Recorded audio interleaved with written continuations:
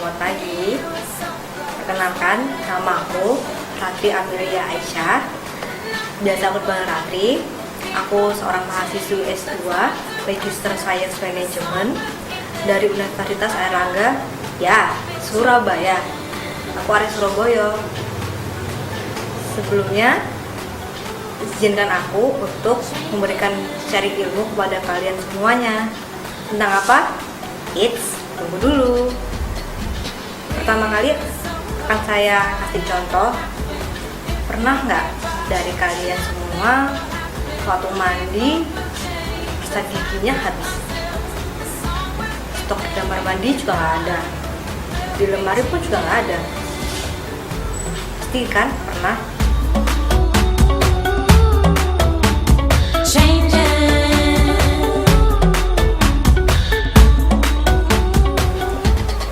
Lanjut, contoh yang kedua. Ini kan bulan Ramadan ya. Kalau aku sih pengen banget punya banyak menu makanan di rumah.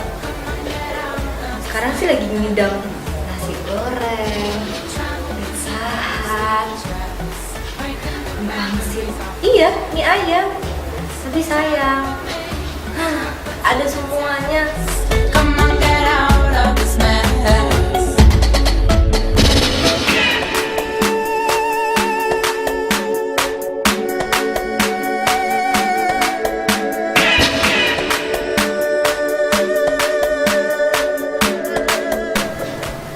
Lanjut lagi. Sekarang contoh yang ketiga. Apa itu contoh yang ketiga? Sebentar. Oh iya, aku baru ingat. Aku kan punya motor nih. Motor itu kayaknya sudah hampir 9 tahun. 8 tahun? Hah? 10 tahun? Iya, motorku udah 10 tahun ceritanya. Dan sering gampang rusak, sering mogok jalan, sering masuk bengkel. Kalau dihitung-hitung sih antara biaya servis itu bisa sebanding sama beli motor baru.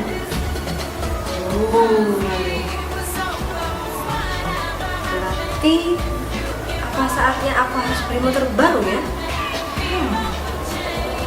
Enaknya gimana ceritanya? Nah, dari ketiga contoh yang aku ceritakan tadi, tahu nggak apa maksudnya? Ini, aku bagi ya satu ilmu buat kalian semua yang ada di rumah. Ilmu apa? Bukan ilmu hipnotis loh ya, bukan ilmu sulap juga, tapi ilmu tentang pelajaran marketing. Iya, pemasaran. Kali ini aku akan membahas mengenai decision making process yang dilakukan oleh konsumen. Apa aja stepnya? Dengarkan baik-baik. Step yang pertama. Apakah step yang pertama dari decision making process? Pertama kali, pengenalan masalah. Tadi kan aku sudah sebutkan contohnya, ada makanan, ada odol atau pasta gigi, dan juga ada motor. Dari situ aku tahu apa permasalahannya. Step 1 mengenai problem recognition. Dimana problem recognition itu adalah tujuan apa atau hasil akhir apa yang ingin kalian dapatkan. Iya, tujuan yang ingin kalian raih untuk menyelesaikan permasalahan yang kalian hadapi. Yang kedua, bukan. Ini bukan masalah politik. No. Maksudku, langkah yang kedua. Apa itu? Setelah mengenali masalah, yang harus kalian lakukan adalah information search. Iya, pencarian informasi. Tapi dari mana informasi itu kalian peroleh? Banyak banget sumbernya. Apa aja? Informasi yang pertama yaitu dari internal diri kalian sendiri. Iya, dari kita sendiri. pasti pernah punya pengalaman, pasti pernah ngerasain pakai produk ini, pakai produk dari merek itu, pernah kan? Atau pernah nggak punya pengalaman yang positif atau yang negatif dari produk-produk yang kalian rasakan? Itu bisa jadi informasi buat kalian. Jadi pengalaman yang kalian rasakan itu akan tersimpan di memori, baik memori jangka panjang maupun memori jangka pendek. Tapi dari memori yang kita punya, dari pengalaman yang kita dapatkan, masa ingat semua? Ada sih pasti yang kita ingat, tapi ada juga yang tidak kita ingat. Misalnya nih, kemarin aku pengen banget nasi goreng. Di toko itu enak, di gede itu enak, di gede yang satunya nggak enak. Nah, itu bisa nyampe ke otak di memori jangka panjang. Tapi ketika rasanya nggak enak, itu juga melekat sampai akhirnya aku putuskan untuk tidak akan membeli di gede yang satunya. Dan di information search itu dapatkan semua kemungkinan pilihan-pilihan untuk menjadi pertimbangan bagi kalian. Jadi tidak hanya informasi yang kalian dapatkan, tidak cuma informasi yang kalian cari, tapi juga kemungkinan-kemungkinan dari pilihan yang harus kalian cari. Selain itu, pilihan itu atau informasi itu, kalau kita sudah mentok, notok, jeduk, dari mana lagi ya? Aku harus mencari informasi itu dari mana coba? Aha, kalau kalian sudah notok, jeduk, informasi yang kalian punya sudah nggak ada lagi, tapi masih kurang. Dari mana coba? Kalian harus cari informasi. Gimana ya? Oh iya ya, kan bisa call friend ya. Aku banyak temen, kenapa nggak tak manfaatin mereka? Kali-kali aja teman-temanku dia banyak informasi yang bisa membantu aku untuk menyelesaikan masalah-masalah.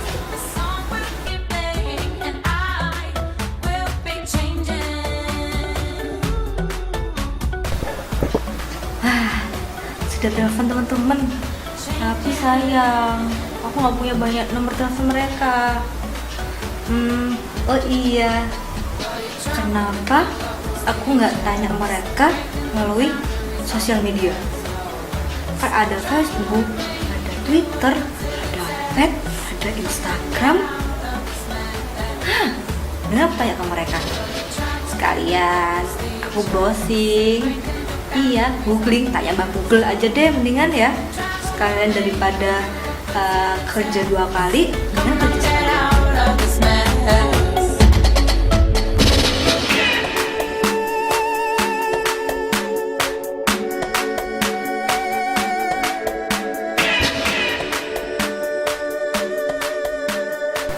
Selanjutnya, oh iya, girlfriend udah, googling udah. Sekarang kita ke tempat penjualan produk itu. Kalau motor sih pastinya ke dealer motor ya, jangan ke toko sapi, jangan. Kita tanya ke salesnya. Sales itu biasanya ngasih informasi detail tentang produk yang akan kita beli, mulai dari komponennya, mulai dari tempat layanan customer service-nya ada di mana, sama ini yang paling penting untuk motor, bengkelnya ada di mana aja. Sekarang kita masuk ke tahap ketiga. Apa itu tahap ketiga? evaluation of alternative. Mengevaluasi alternatif yang sudah kalian cari. Jadi di dalam ilmu marketing ada yang namanya evoxet. Jadi evoxet itu banyak merek yang ada di pasaran, dan salah satunya ada juga yang kalian kenali. Sebentar. Nah, ini dia. Ini serangkaian evoxet. Yang pertama ada total set, kedua awareness set, consideration set, choice set, dan decision. Apa sih masing-masing ini? Aku jelaskan secara singkat aja ya. Yang pertama, total set. Jadi total set itu merek-merek, dari merek yang terkenal hingga yang apa sih itu mereknya ada nggak terkenal, ada di pasaran. Itu termasuk total set. Jadi merek-merek yang ada di pasaran yang beredar dan kalian tidak mengetahui sampai kalian mengetahui merek itu. Kedua, mengenai awareness set. Apa itu awareness set? Awareness itu artinya menyadari. Jadi merek-merek yang ada di pasaran itu ada yang kalian kenal, ada yang kalian sadari keberadaannya, manfaatnya, apa itu produknya, dan bahkan kalian punya pengalaman dengan produk itu. Lalu tahap yang ketiga, consideration set. Setelah kalian kenal tentang produk itu, merek itu, ada beberapa hal harus kalian pertimbangkan dengan merek itu. Misalnya nih, kalau soal makanan, enak nggak sih makanannya itu? Ada produk baru nih, contohnya misalnya kayak mie instan. Nah, itu kalian ada rasa baru dan kalian pengen rasain. Itu termasuk consideration set. Atau juga pertimbangan tentang bengkel motor, layanannya gimana, jasanya gimana, rating share yang ada di masyarakat gimana, opininya masyarakat gimana tentang produk motor itu sendiri. Sedangkan yang keempat, choice set. Dari consideration set alias merek-merek yang kalian pertimbangin tadi, itu akhirnya kalian putuskan untuk kalian beli. Kalian ambil, kalian masukkan ke keranjang belanjaan, atau di dalam hati kalian, ini merek yang aku cari selama ini. Dan yang terakhir, tahap dari evoxet adalah decision. Iya, kalian bayar ke kasir, kalian bersedia untuk membayar karena kalian sudah melihat dan mempertimbangkan matang-matang produk yang akan kalian beli. Kalian tahu kualitasnya, kalian tahu layanannya dia terbaik, rating share yang ada di pasaran dia bagus, terus banyak macam.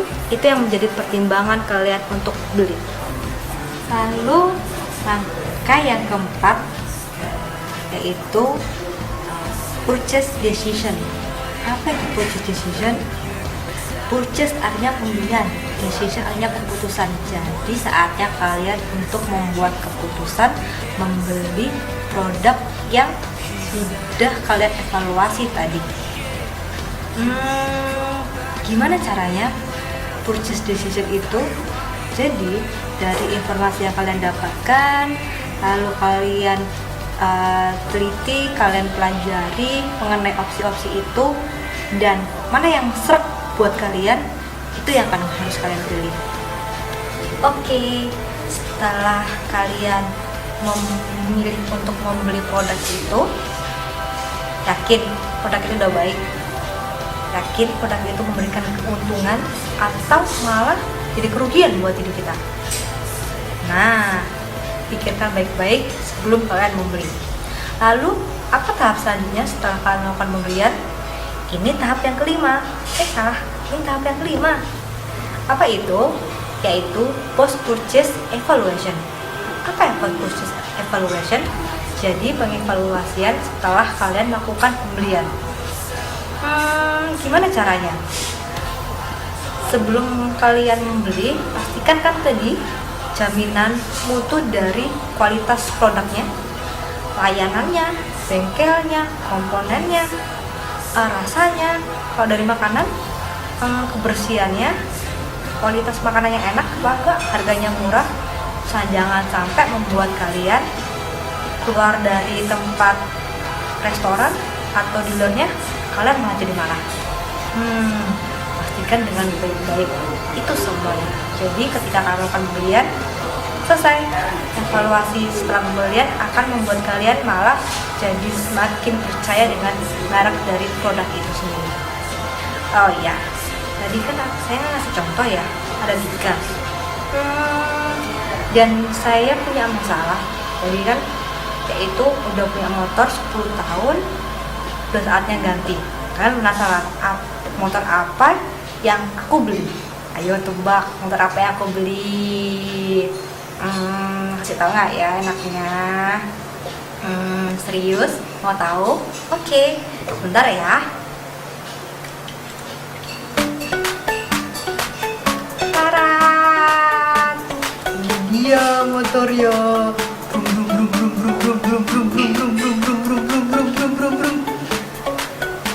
Dua Vespa. Kayak ya aku ya, bukan, ini cuma miniaturnya.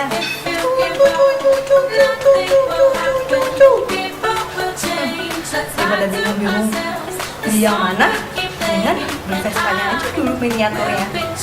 Kan sekalian bisa dikoleksi. Dan ini sih layanannya bagus, bengkel servisnya juga ada kok, dan warnanya sudah sesuai. Terus komponennya kalau udah rusak juga tersedia. Jadi ini yang aku pilih. Kalau kamu gimana?